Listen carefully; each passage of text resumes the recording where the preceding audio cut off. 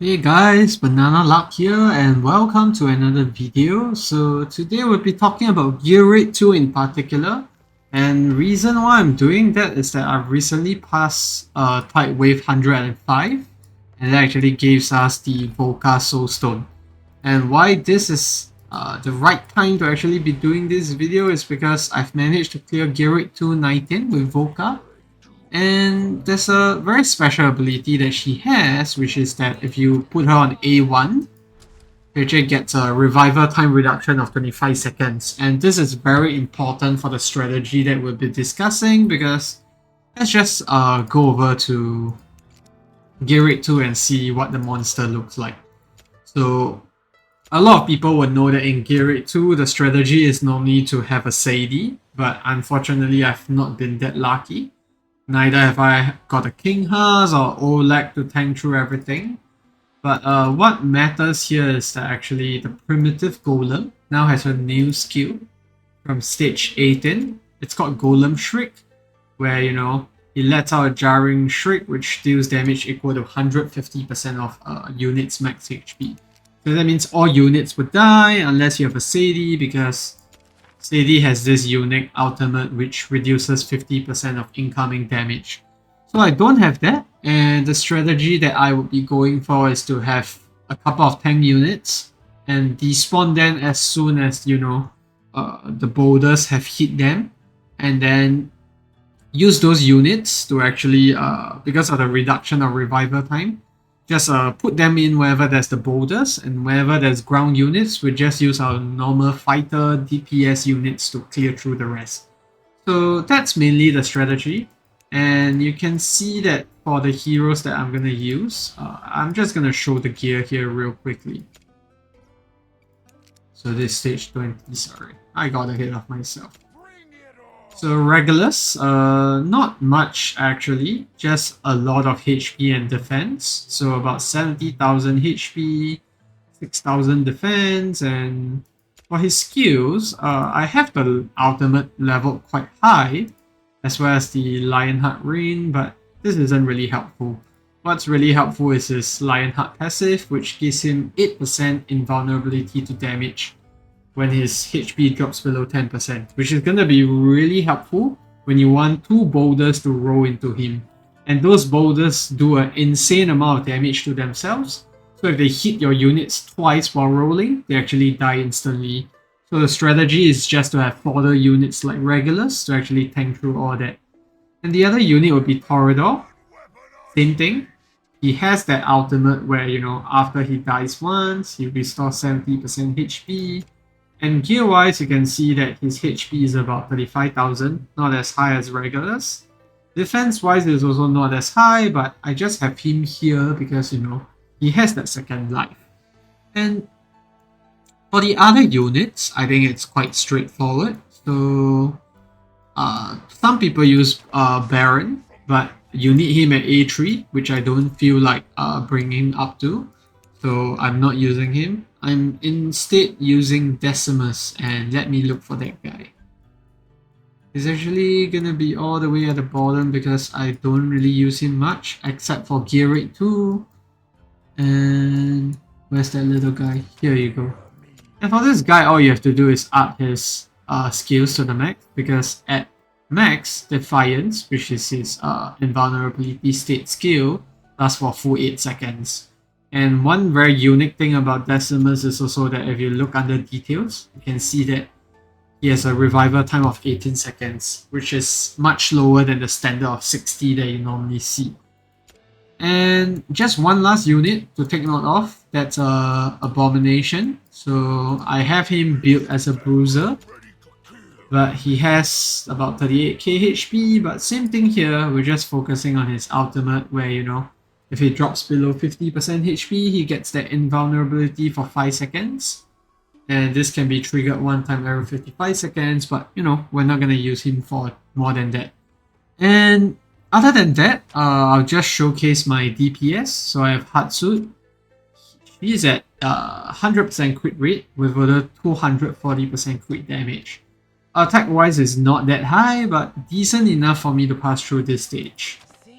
Zillitu, same thing, 100% crit, about 14k damage. And for Vienna, 12k damage, 100% crit, about 220% crit damage as well.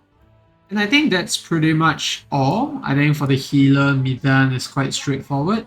His HP base, and I have her at about 38k HP to tank through everything. But let's just go into the run, and there are little nuances here and there that you have to take note of, and see where you can swap your units here and there. But what's really important is to have Volka at A1, because the revival time is huge, and you will see why later on when the back-to-back waves keep coming. So let's get started. And the first stages, there'll be 2 Pharaoh guards that come in. This guy's hit like crazy, but I'm gonna have Wrath placed down here. And he's gonna be able to kill these units quite quickly once he gets his ultimate up. And because I have him at A5, he actually regenerates HP when he deals damage during his ultimate. So he's gonna die here, for sure, when the Golem comes out. Because it's gonna use Golem Shrink, which does 150% HP damage. And I'm gonna start slowing down the run here, because it's really important that, you get things at the right moment. So you have to make sure that every time he does Earthshake, you don't place the units down immediately. You let him slam twice. The third time when both feasts goes down, then you place your units. So Decimus is just gonna come right here. I'm just gonna wait for him to leave his end up for a little bit just for insurance, and yep. And just gonna, the 8 seconds is enough for the other golem to roll through. And once this is done, you have to dismiss your units. You see, I failed to do so there. And what happens is that when you dismiss your units, you get 50% of the cost back. But I'm just gonna restart here, to make sure that we have this run done right. So it's very important that once 2 golems hit your tanker bruiser units, you despawn them right away. So I talked too much there and didn't get to do that in time, but it's okay. It's a very early part of the run, so we can redo this quite quickly. Let's go despawn him, and same thing. I'm gonna slow down the run now once the Golem Shrek happens. And same thing, we're just gonna wait for the Earthshake for him to do 1 cycle of his Earthshake. Left, right, and then 2 slams, and then you see just in time. Once his hands come up, just gonna do that. And when you hold onto your units, this whole process actually slows down. So I'm just gonna despawn him right here, and this is the part that it's quite important as well. You can see that 1 unit is already rolling up into the ball, but the other one is not yet. You have to make sure both of them roll up into the ball. If not, you just start normal hitting your units, which is not ideal. You want them to roll into your units so that they die instantly. Because when they roll into your units and collide with them, they take about 70% HP damage. And you can see once there's that wind around the unit, that means that they're gonna roll. And I'm just gonna put Torador in.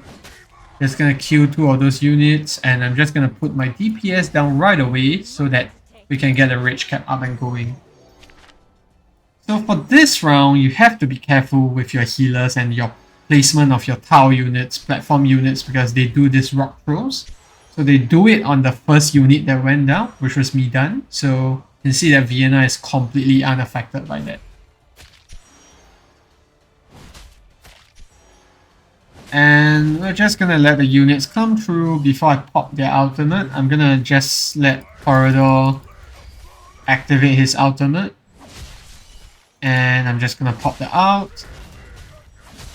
And the next part is gonna be really important because you're gonna need regulars, in my run at the very least. It's gonna activate his ulti so that it gives Vienna more time to, kill these units even after the Golem Shriek, because Regulus is gonna tank a portion of that damage. But I'm just gonna let this run continue here. Golem Shriek is gonna take place. And I just have to make sure that I activate it here. And I get Midan's heal up as well. You can see that the heal instantly gets Vienna back up. And this part is really important that, you despawn all the units in time. So once that unit goes down, you make sure that these units roll in, and then you despawn the rest. And same thing, we're just gonna wait for them to roll. You see, once they have that rolling animation, that's when you know that you can place them down.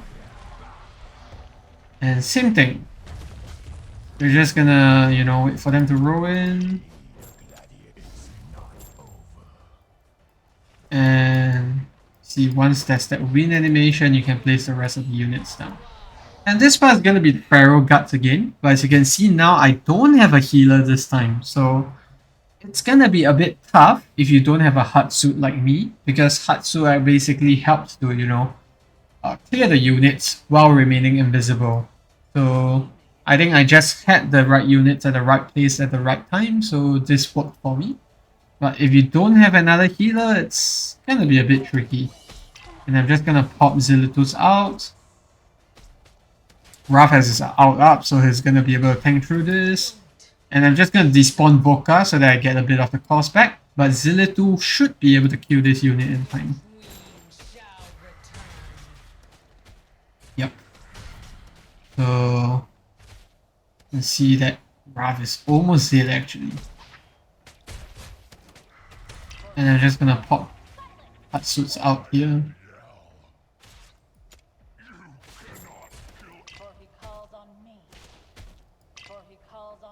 And I think that last hit is gonna go through, so I'm just gonna despawn everything. Then same cycle, he's gonna shriek and those units are gonna come in again, so just have to time it right, same thing. Just gonna have to wait for that Earthshake.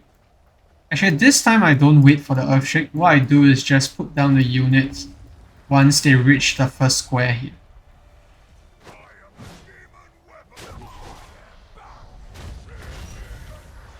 And what's gonna happen here is that they're gonna roll in again, and you're gonna try to have 2 units hit the Golem at the same time. So unfortunately, I didn't despawn Decimus in time, but it's alright. I think we still have this run going. So same thing, once the rocks come up. Actually, I may be able to put Volka here instead and kill her. And yep. So this part is going to be tricky as well. The Golem is going to walk in. He's going to have his, he's going to go into rage mode. But you still have to make sure that, you know, you keep your units alive before he goes into that. So just going to put Nathan down. I'm gonna put Vienna down as well and see if we're able to burst him before he goes into rage mode.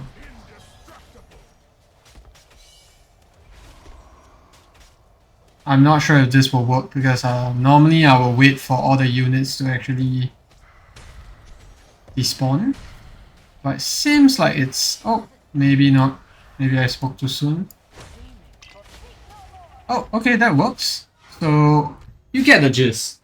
He goes into rage mode, he does a lot of AoE damage. So you either kill him within that time frame, or you have like a unit like Decimus to, you know, go through that whole rage mode and then put all your units after. But that's the gist of the run. It's pretty straightforward. So what I recommend is 2 strong DPS, 1 fighter, rather 2 fighters, and then just 4 tankers that have the invulnerability state. So if you have something like Oleg, that could replace any of these units here because their damage doesn't really matter. We just need them to tank through the rolling boulders like you saw. So Oleg, Baron, all these units could actually fit in. Isolde as well. Some people use her a lot, but I don't. So I have these units and I managed to pass the run. And yeah, so we got one of these special sets, but it's not a percentage bonus set, so we're just gonna sell it. And it's quite straightforward, guys. So that's pretty much it. And what you unlock through stage 19 is the Ageless Rough set, which gives you 30% crit damage.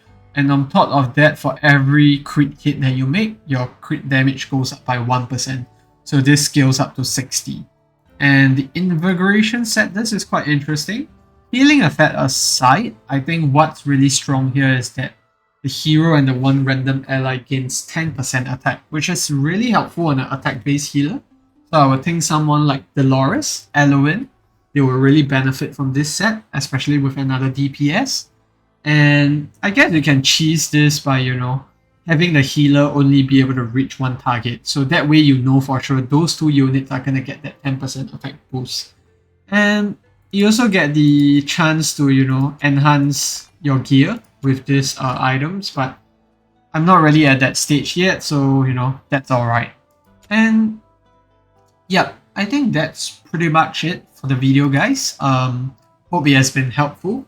I've seen this thread posted by lots of YouTubers already, but I just thought that, I'll give it a try and see how things go. And, lo and behold, it worked. And I actually managed to get to gear it too. So that's really nice. And yeah, if you had any questions, you can leave it down below. And I've already went through my heroes gears.